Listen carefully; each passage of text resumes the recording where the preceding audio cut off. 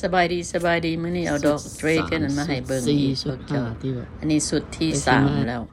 อันเมื่อวานนี้ค่อยไปถ่ายเนาะมันยังบ่บานอันเนี้ยอัน3ดอกนี่แหละมันยังบ่บานค่อยถ่ายเมื่อวานนี้หมดมันขึ้นหลายพวกเจ้า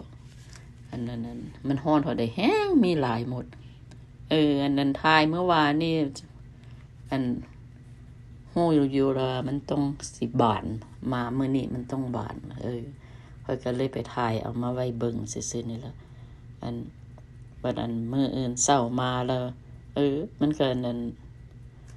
บานบักงามๆพุ่นเด้นี่เด้สุดนี้บานออกมาใหม่อีกแล้วพวกเจ้าอันนี้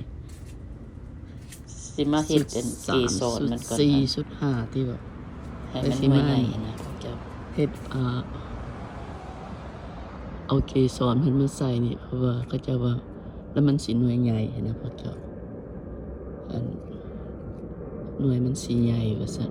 แล้วก็อันนี้มันอยู่ใกล้มือค่อยๆเฮ็ดได้เนาะถ้ามันอยู่เทิงมันรุ่นค่อยก็เฮ็ดบ่ได้นี่มื้อนี้บานหลายเติบได้เนี่ยมันเป็นอันอยู่ทางที่ก็มี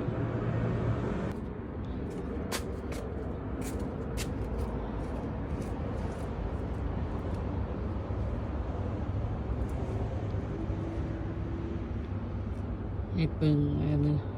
ค่อยก็สังเกตอยู่ว่ามันก็ใหญ่ดีอยู่เด้อล่ะก็ได้ที่ว่าใกล้มือค่อยก็เห็นพาไปเบิ่งอีกบอนนึง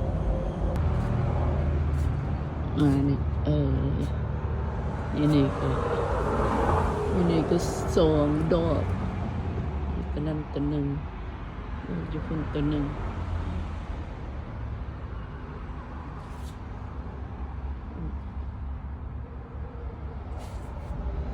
ตัวสุกแล้วก็มีอันนี้ตัวสุกแล้วอันนี้นั่นบ่จับแล้วนี่น่ะเหลืองจังซี่แล้วบ่จับตัวนี้ออกมา3อันก็เลยแต่2อัน